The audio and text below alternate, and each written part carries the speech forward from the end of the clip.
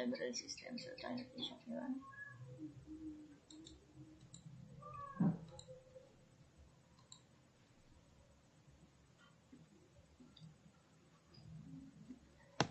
So, yun. Try natin mag-add book. Title. Ang kapalaran ni Bakla. Then yung author. Ian. Hindi. Ako na lang. Then year published. 1877. Then quantity. 2. Then add natin siya. Yan. So, yung magkita niyo siya dito. Then, refresh natin siya.